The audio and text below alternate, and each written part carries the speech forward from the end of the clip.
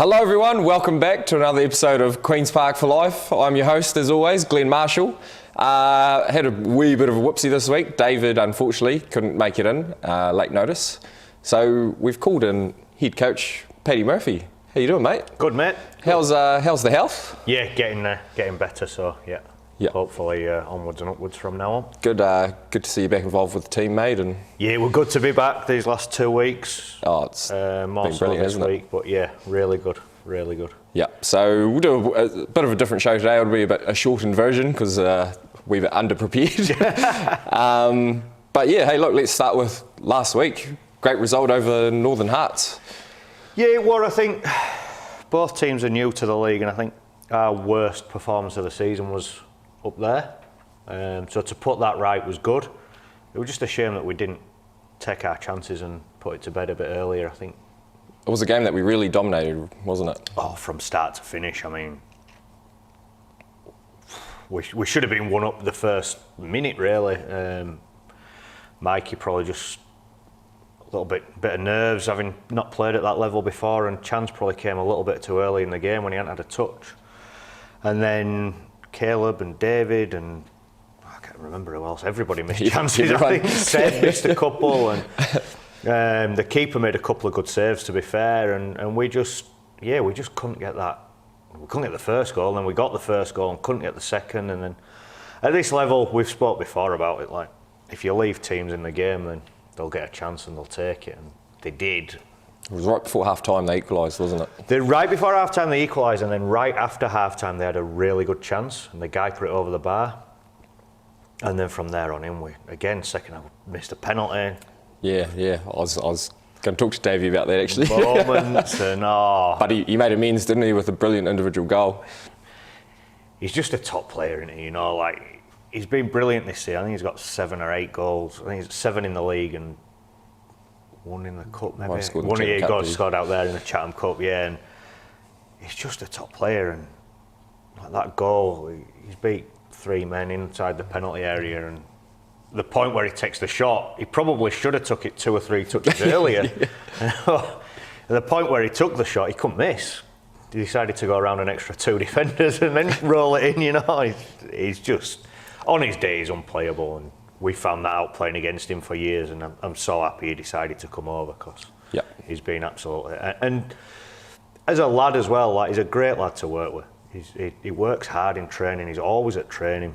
Yeah. He works hard, he sets an example for the younger players, and he's been a fantastic signing for us. But yeah, the penalty miss wasn't ideal. And that was a crucial 3 points really, because at that time it drew us level with Northern. Yeah. And a couple above Uni. Yeah, I think as well, like, having beaten Green Island, and then it took us another couple of games to get a win, and then we beat Uni, and then it took us another, I think we played Northern then between that. We had sort of had tough runs between those 2 wins, so we beat Green Island, but then we had Roslin and Wanaka away, which is always going to be tough, and then we beat Uni, and we had Northern away, which is always going to be tough. They had 2 of the top sides in the league, Roslin and Northern. And then we played the Chatham Cup as well. Yeah, Wanaka are the form side of the division. So to get that win and, like you say, get level on points with them and just leave the gap there between us and Uni and Green Island, or extend the gap, between get above Uni and extend the gap over Green Island, were a massive result. Yep. And then moving into this week, it was just unbelievable, wasn't it? Well, gave Rules the first loss of the season, which I'm sure everyone was happy about. I mean, yeah, I think they were, judging by my phone this morning, I think there's a few happy people. Yeah, look, again, well, we lost George and Nick this week. They both couldn't make it, and Caleb Carrasco was due to play, and he went down sick on Friday morning. That's 3 massive players for us. They're 3 definite starters. Yeah. Unfortunately, we brought G over from Old Boys last year. He's been injured. Cam's picked up an injury in Donald Gray when he was playing really well and knocking on the door of the fringes of the first team again. So across the 2 squads, we've sort of missed 5 or 6 players. At least 3 that would have definitely started, and another 3 or 4 on the fringes. we left Liam Martin to play Donald Gray, try and boost his confidence. We've taken decisions and we took a huge gamble and changed the system a wee bit. Worked on it really hard all week, the game plan. And the lads yesterday just put in such a performance. They were all knackered by the end of it. Like, I'll tell you, there was some broken bodies in that dressing room. But it was a real shame it wasn't filmed, actually, wasn't it? Yeah, the live stream is for that one. For yous that couldn't make it, and even for us to look back on it, it is a shame. But I mean, the boys just put in something. Liam McClure was the best player on the pitch yesterday. He was absolutely outstanding. He is most weeks that he plays, but. And you had obviously some guys out of position. Rio moved. You played 3 at the back, didn't you? Yeah, swap we formation. totally changed it. Rio moved to sweeper, and Caelan Castle played centre back, which he's never done in his life before. And Spencer, I know Spencer's been playing centre back, but he's inexperienced there. The 3 of them were excellent. Connor Evans, excellent. The 3 in midfield worked really hard. Ben played on the right, up and down, and obviously with Caleb not being available, Anton came back in, yeah. Got starting and again, like, you don't want to make excuses, but the first half of the season, we didn't have any of these guys.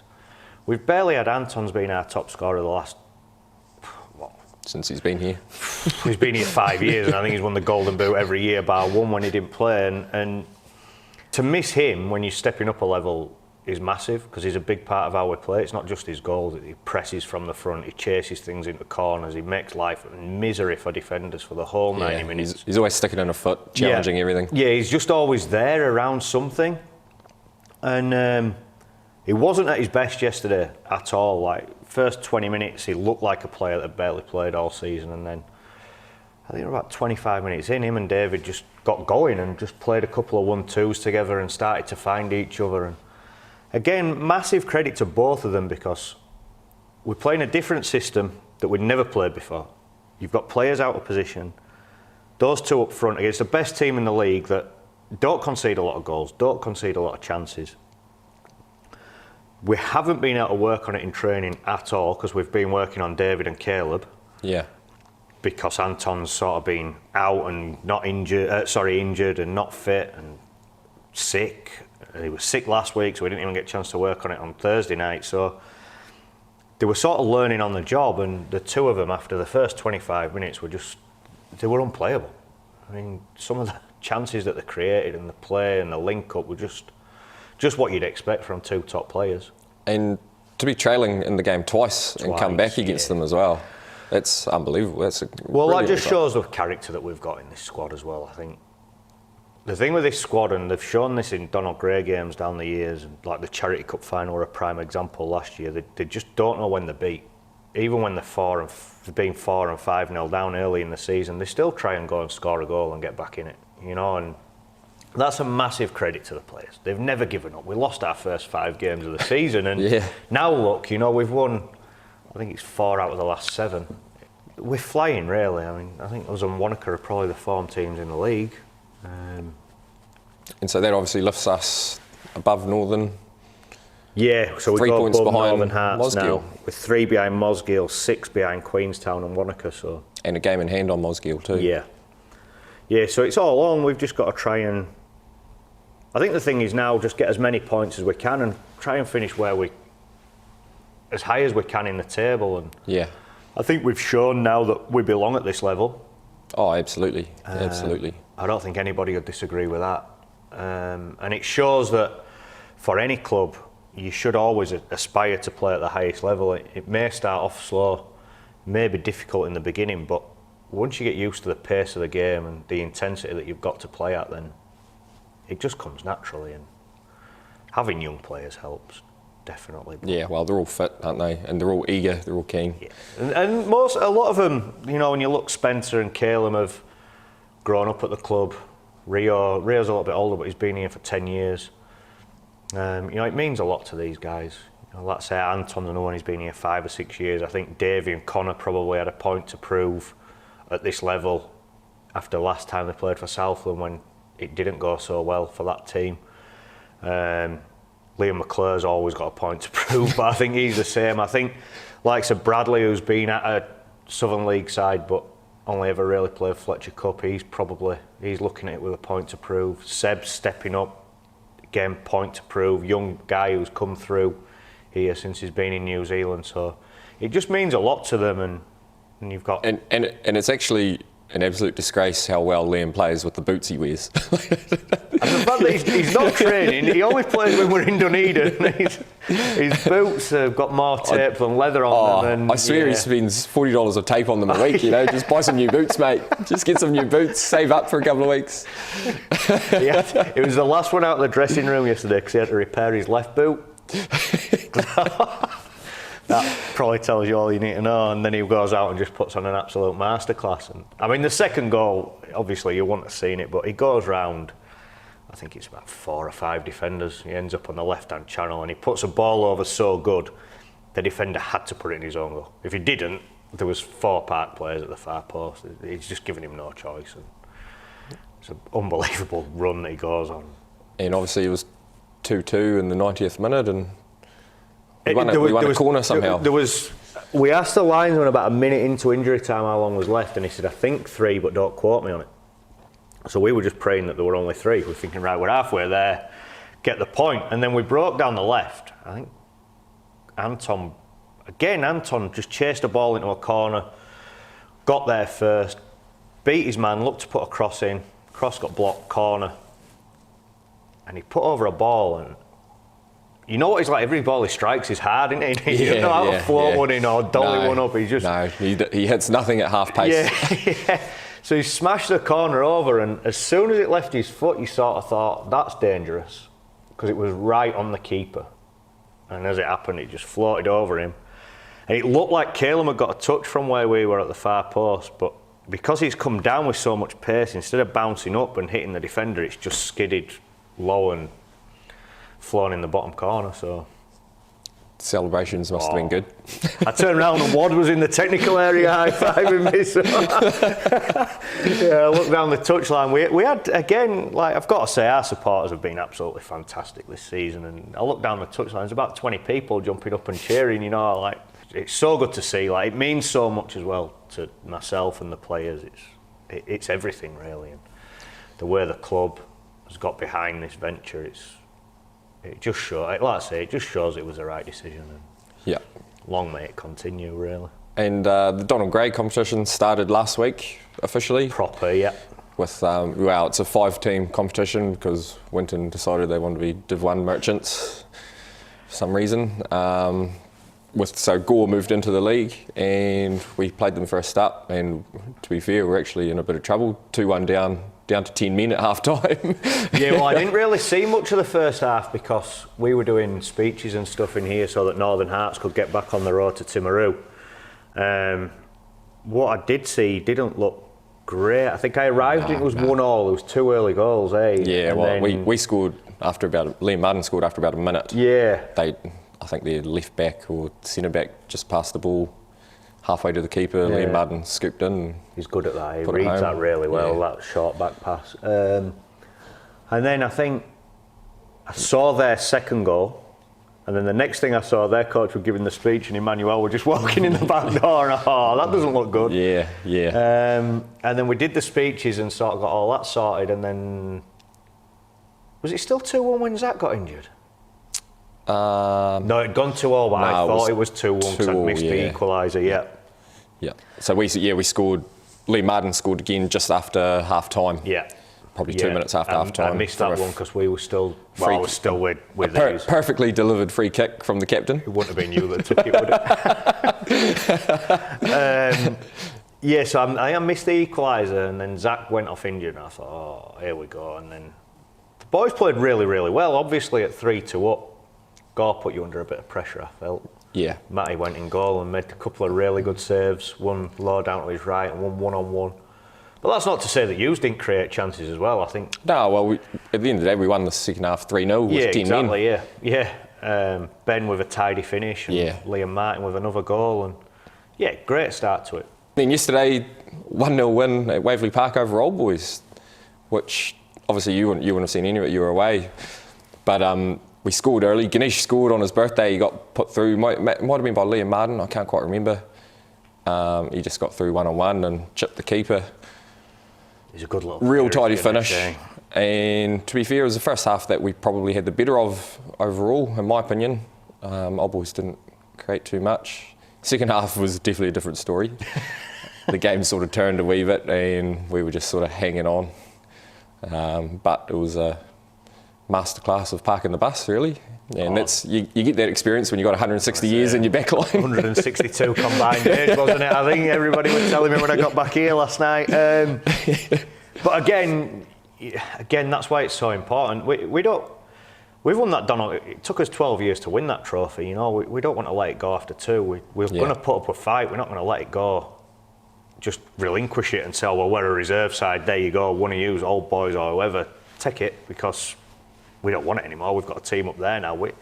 We still want success in that grade. So results like that, I'd make probably Old Boys or Thistle probably favourites for that division.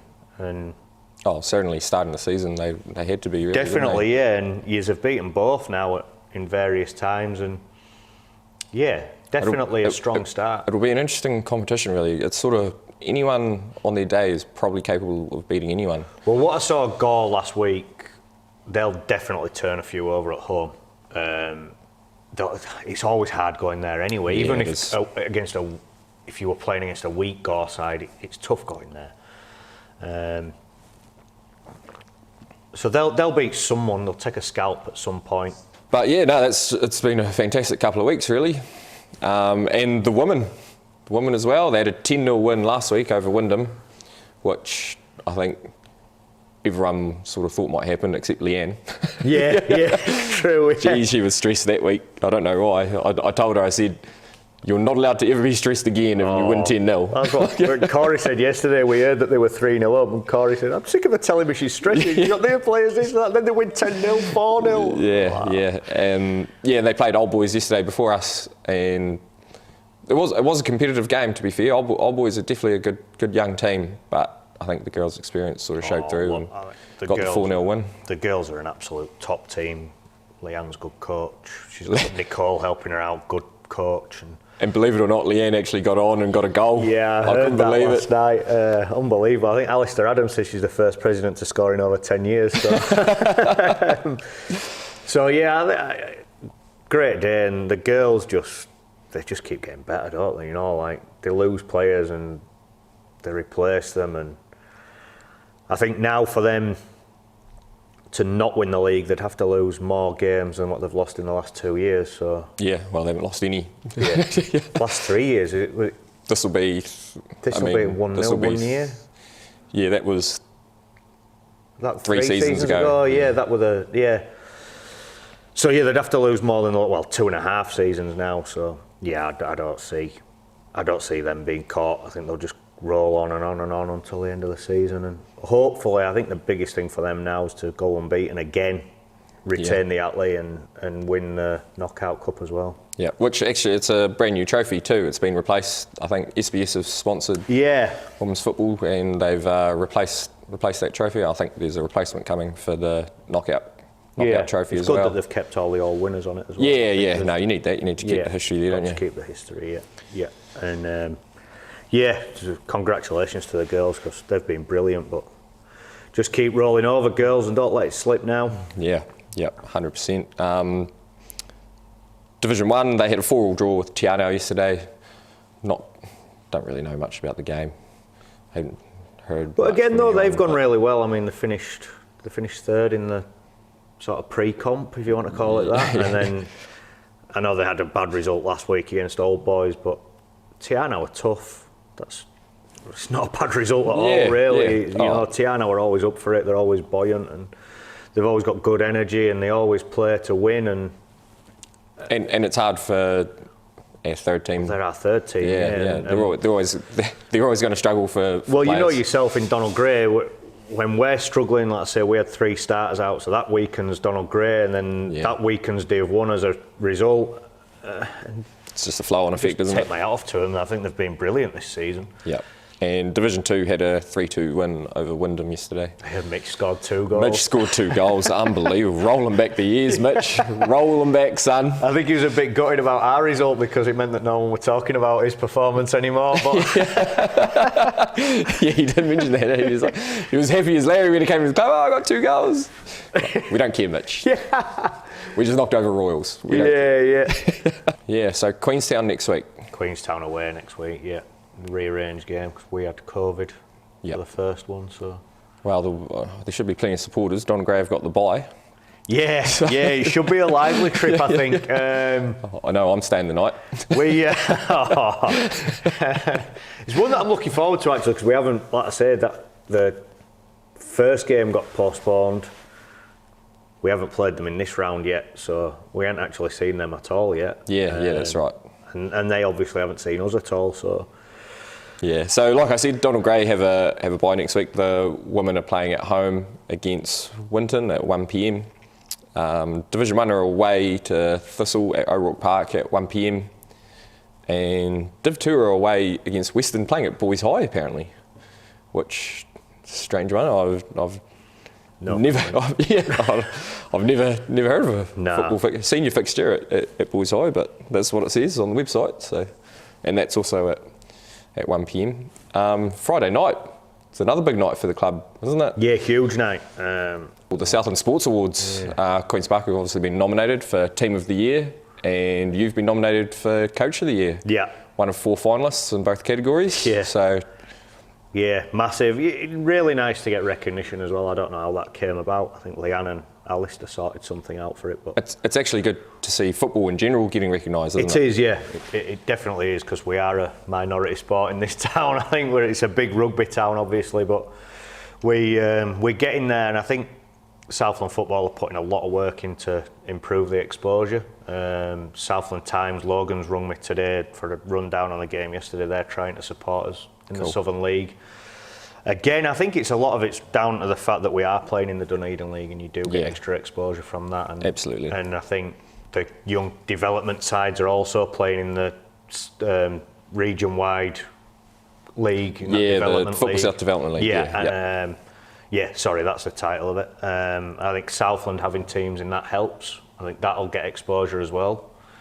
So and for the club, it's an outstanding achievement really, and rewards for everybody involved, I think. Yeah, I think we'll just sort of wrap it up there, mate. Thanks for coming in at such short notice. Yeah, no worries. I'll just say, just before I leave as well, obviously Glenn mentioned I've had a couple of weeks off. Just a massive thank you to Corey and Matty for looking after the side in my absence and looking after trainings and really stepping up and helping out. And got a cracking result away at uni in that period as well. So that was a good bus trip home too. I can imagine, yeah. We've had a few good ones this year. So thanks for that, and thanks to everybody else as well, again in the background, especially Leanne, who really stepped up and helped me out. So thank you. No, sweet. It's good to have you back, mate. Cheers, mate. Good luck on Friday. Yeah, thanks a lot. So, as always, just remember, Queen's Park for life. See you next week.